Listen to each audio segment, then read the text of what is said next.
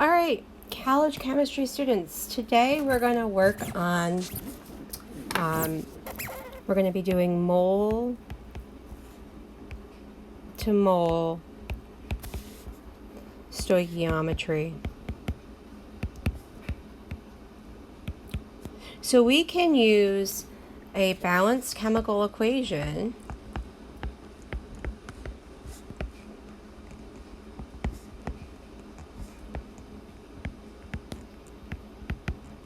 to predict how much of one substance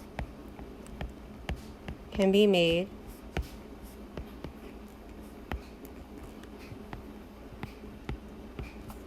based off another. Okay, so let's say we have a chemical equation here of A plus B gives us AB. Okay. We can find out, we know how many moles of A we have, and we can figure out moles of AB using our mole ratio. And that's the ratio of the coefficients. So let's take a look at a real chemical equation. So I've got mercury 2 oxide, and it's a decomposition reaction, so it's going to become mercury and oxygen gas. But as you can see here that my equation's not balanced. So I'm just going to quick balance it, put a 2 here and a 2 here, and now my equation is balanced. If you're rusty, I think it's going to come right back to you. Okay, so basically what this equation tells me is that for every, and remember here our coefficient for oxygen here is 1. If there's no coefficient there, then you have to assume the coefficient is 1. For every mole of O2 I want to make, it takes 2 moles of this mercury 2 oxide. Okay, so let's say I want to start with, so if I have 2.0 moles of Hg, how many moles of HgO did I start with?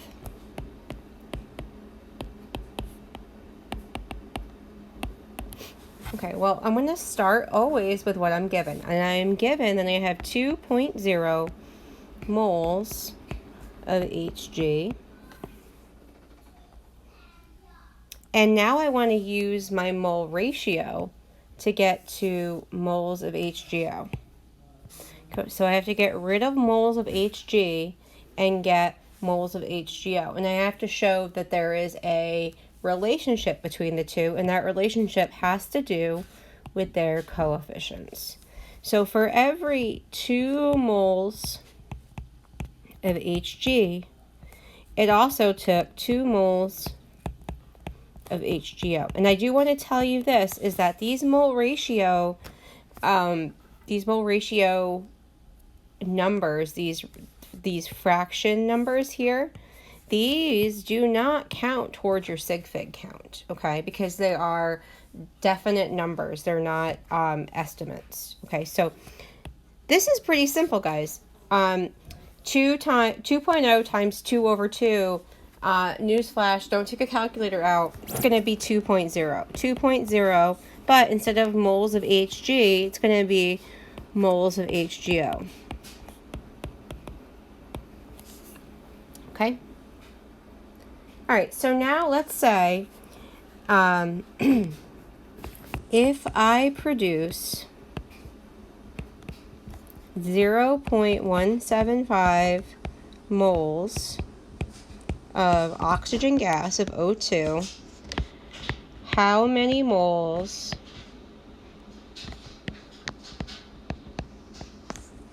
of Hg are also produced.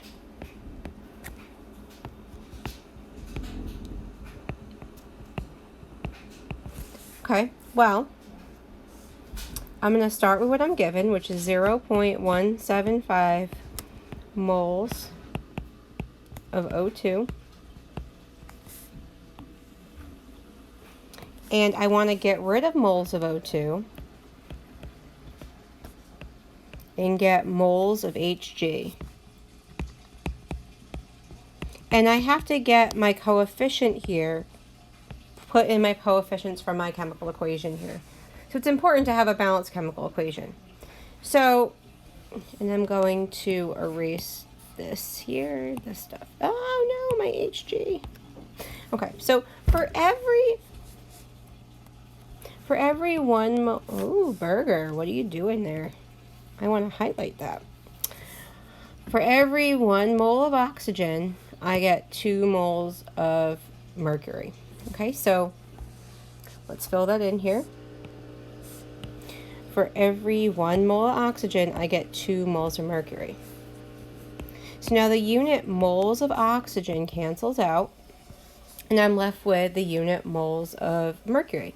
Now this number here, I have 3 sig figs right here. So my answer can have 3 sig figs.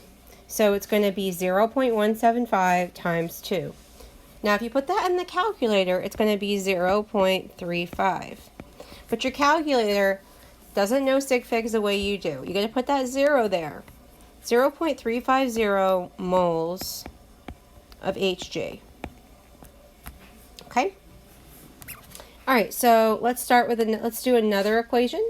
So again, the way that we're transferring from one substance to another is through that mole ratio. So let's do one more example together. So I've got this equation here. I've got calcium sulfate, CaSO4, and sodium nitrate. Gives me calcium nitrate and sodium sulfate. And I know what you're thinking to yourself right now.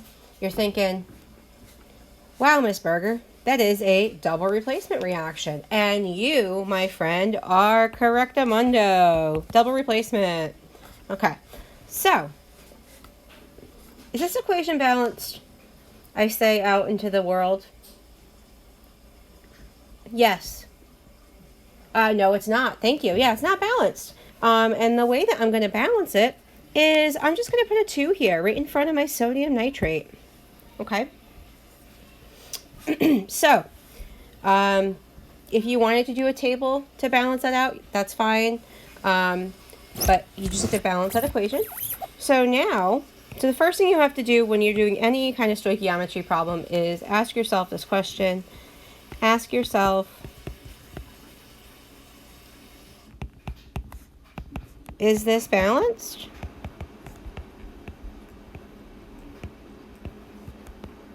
And if not, balance it.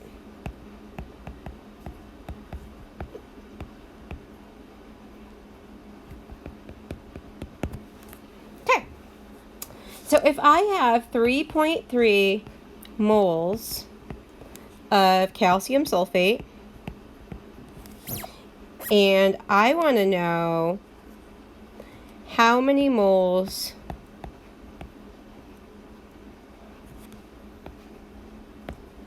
of sodium sulfate can I produce?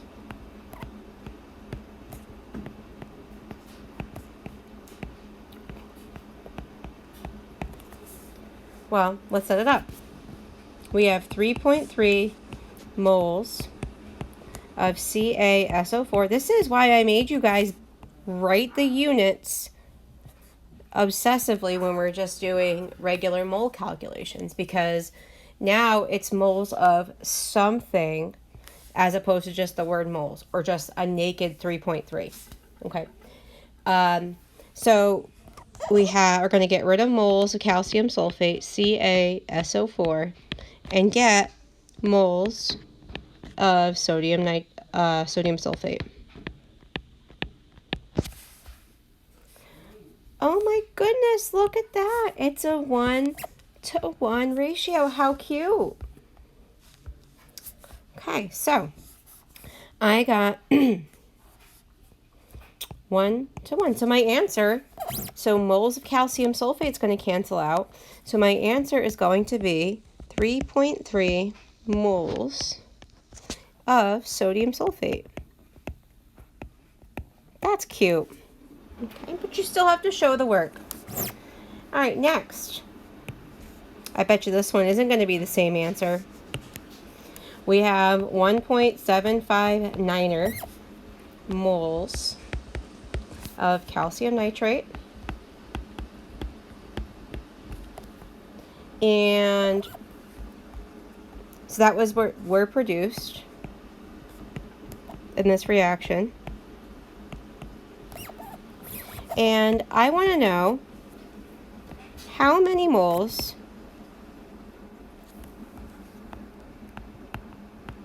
of sodium nitrate. Ooh, I used a word here. I'm going to use symbols just in case. NaNO3 were required to do that. Okay, so like if I have 1.759 cheese sandwiches, how many pieces of bread did I start with? Okay. All right, so we have 1.759 moles calcium nitrate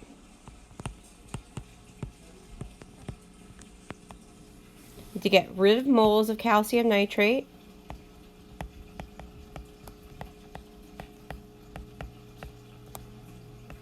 And get moles of sodium nitrate, NaNO3. Okay, and we go back to our chemical equation. And we see that sodium nitrate takes 2 sodium nitrates to make 1 calcium nitrate. So we're going to put a 2 here and a 1 here. So moles of calcium nitrate cancels out. So my answer is going to be 1.759 times 2, which with 4 sig figs, it's going to be 3.518 moles of sodium nitrate, NaNO3. Okay, so that is all for this video. So again, this is regarding mole-to-mole stoichiometry. When we come back from April break, you are going to be learning mole to gram and gram to gram stoichiometry, which is really the guts of chemistry. But for right now, it's mole to mole stoichiometry. Okay. All right.